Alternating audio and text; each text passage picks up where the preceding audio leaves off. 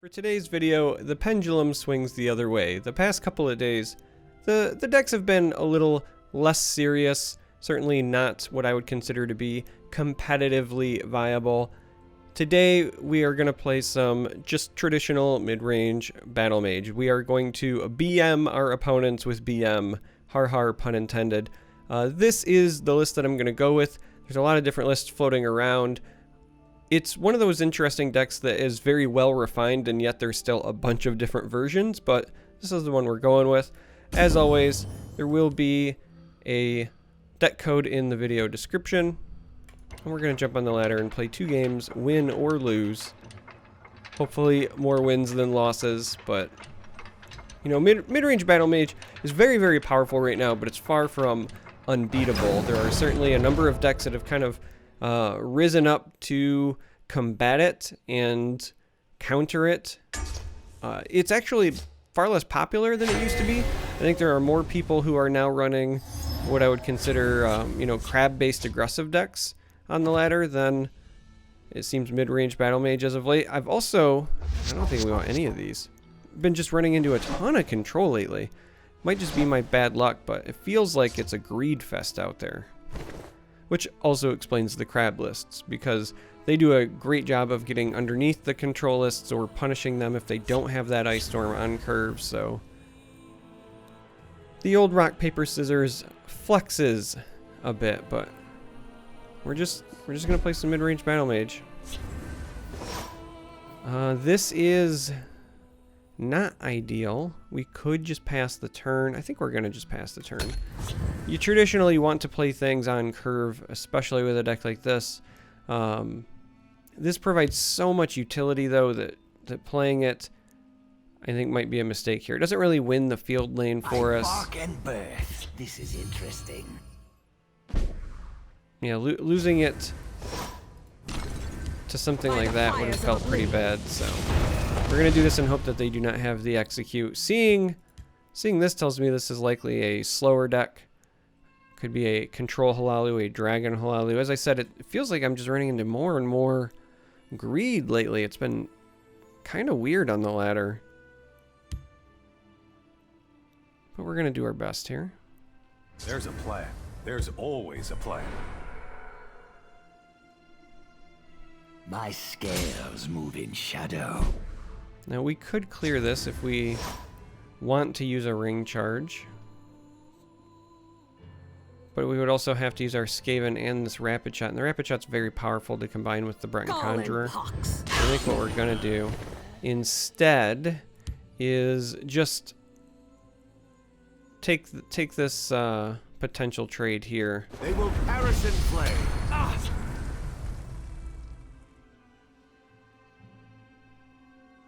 It's not the best Skaven in the world, but the choice is either you play Skaven to try to trade, or you play this and hope that it survives to trade. But there are so many, you know, 1 damage dealing or 1 health dealing effects. Murkwater Scourge, for example, could come down and be a bane as well. I have no patience Well, for now we fools. really just want to top deck another Skaven. That would be beautiful, but sadly was not the case. We'll get our free damage in, and we're just going to My friend would like a word. go ahead and do this, because this puts us on track for the on-curve, powered up, supercharged Elfite Conjurer. Temple Conjurer drawed a little bit late, and when I say drawed, I mean drawn. Oh, grammar.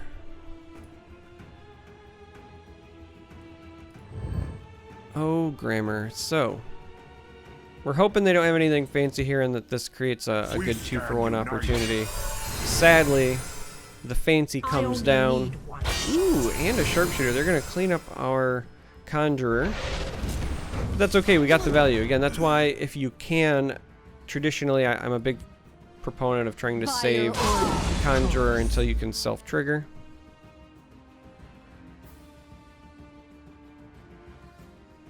You won't foil my plan. 4 reasons just like this, so. Out upon it.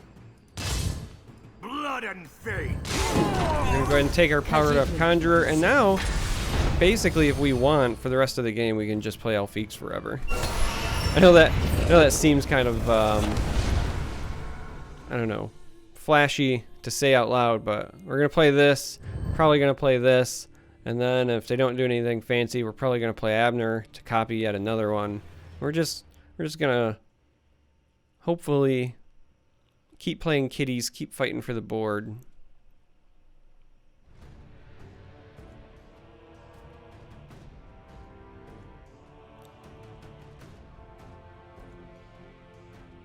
I mean, we don't know what kind of Halalu deck we're dealing with quite yet. Thieves Guild Recruit and Moonmoth are a little bit awkward, but then there's this and this here as well. Okay, so this means that they can get the value trade in. Sniveling coward. Also means that our powered up Alfique goes away this time around.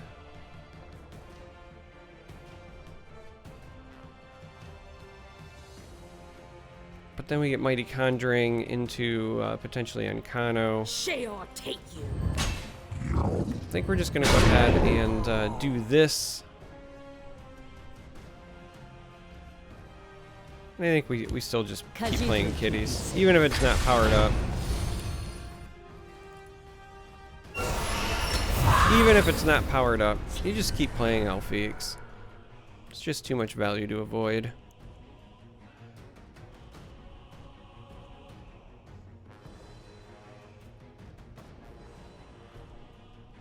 Also gives us 2 bodies on the board that can help us to trigger this. I'm ready for anything. Just tell me who to stab. Okay. So it's just a good old-fashioned aggressive Halalu that also happens to run Moonmoth. Soldiers, form up. Wow, or not. Maybe they are instead They missed a conscription Halalu. Ho ho ho, the plot thickens.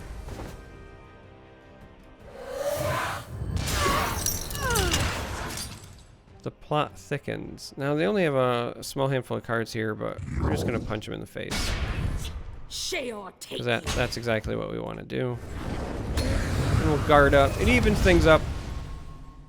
Cards in hand are pretty even at this point. Health is pretty even, but we've got the better board. So I still think that's the right way to approach this. And we just have very powerful plays lined up for the next couple of turns, right? Even if they have, let's say, you know, Javelin, and then they like double trade into this, being able to Uncano, Uncurve, set up potentially Abner and Satanin for an extra 8 damage on top of that the following turn. As long as we were not in danger of dying right here, this is where things pivot to our favor. In the mid-game, I know it's a shocking concept, but we are now in the more traditional mid-game, and our mid-range deck is starting to shine, starting to come through, so... I'll whip them into shape.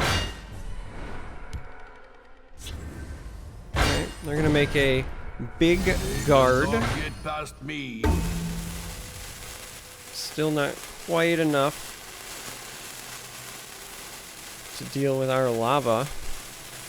Nothing. To deal with our liquid hot magma. Wow, and they're just gonna let us have that, huh?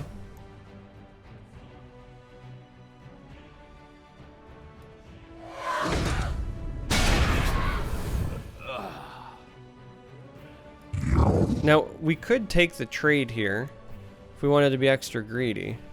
But again, at this point, we're kind of in the driver's seat, right? I have many important things on my mind. I'd rather just do something like this. It puts them on the cusp.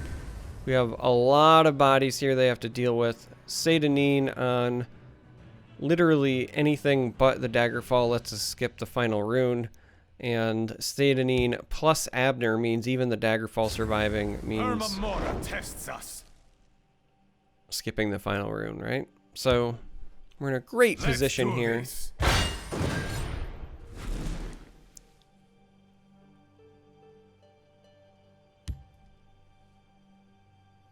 Interesting that they're gonna Let's put the do Nords over this. there.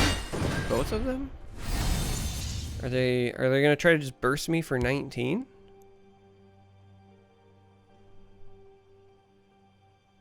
Let's see if we can reach an arrangement.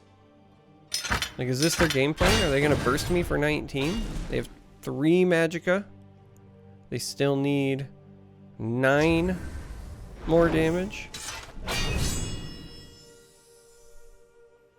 You can't defeat Okay. Talos! Highest of all doing. Bravo. Bravo. I mean, we could show them that we had it no matter what, right? Like, if we wanted, we could say, like, here's the Sadanie and here's the Abner, but we're just going to finish the game. We will take the victory and enjoy it. The video is called BMing opponents with Battlemage because BM is short for Battlemage, hence the pun, but we're not going to actually BM, okay? I'm sorry if you clicked on this expecting that. It was a clickbait title, no actual BM. Well, other than playing Battlemage, obviously. Playing the Battlemage is the BM. That's the pun. But anyway, we're going to jump into game number 2. Because that's the format of these videos. 2 games, win or lose. We always hope for more wins than losses, but just the nature of card games. They can't all be such a thing.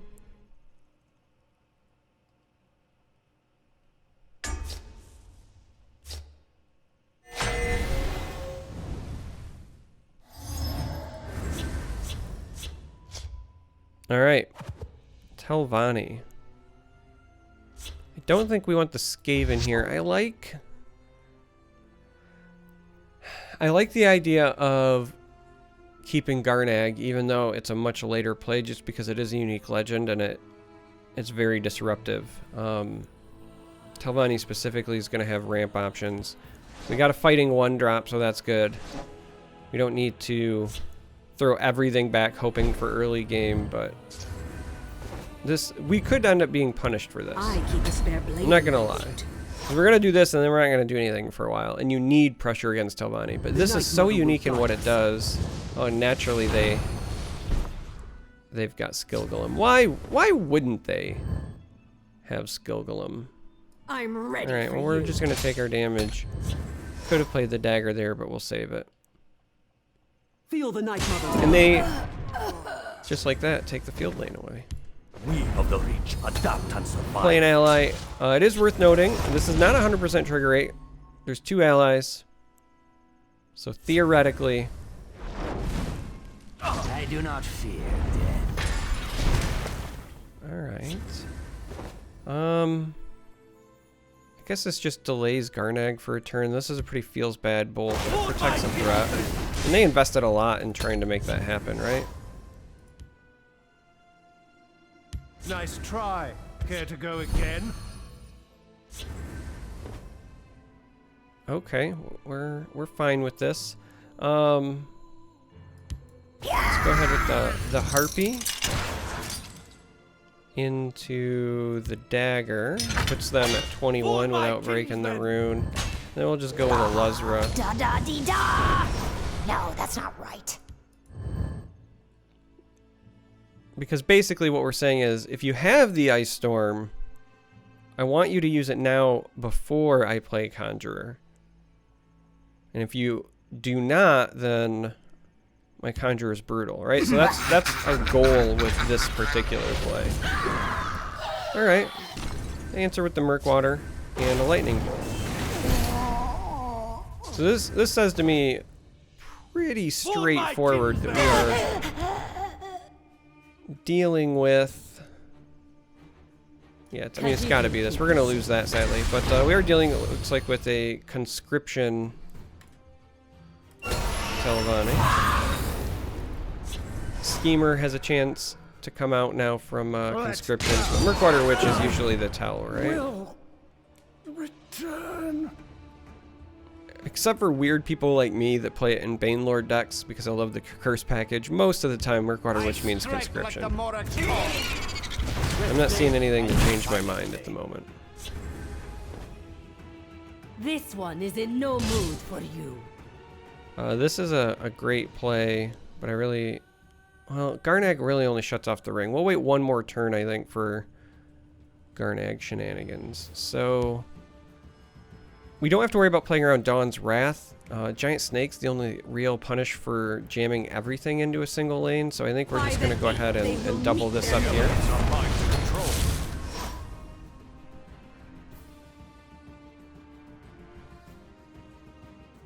Again, Garnag was a consideration, but bringing this online now doesn't stop a ton. Oh, they are running Banelord. Okay. Maybe I'm wrong. Maybe Khajiit likes these. that is the issue. Moose is a really good pickup here for us. However, we need to punch this.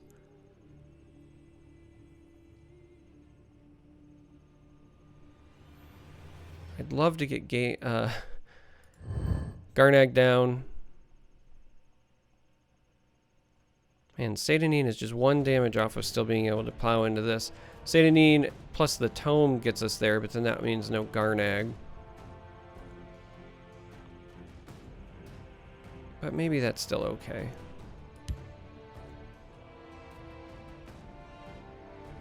I come bearing gifts. Maybe that's still okay. Out upon it.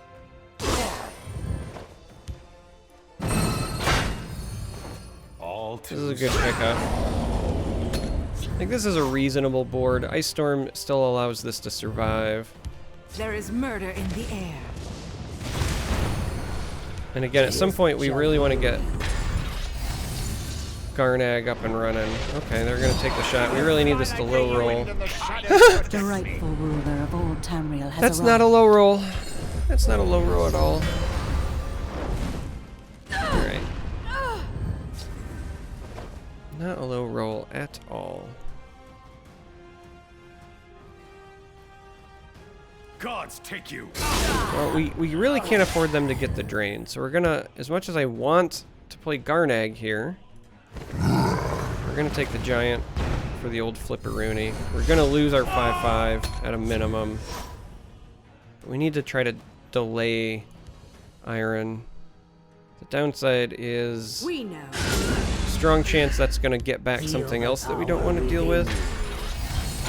But maybe we catch a break. Maybe, yeah, I was gonna say they might do something else and we can sneak in this Garnag. Ah, Khajiit likes Alright.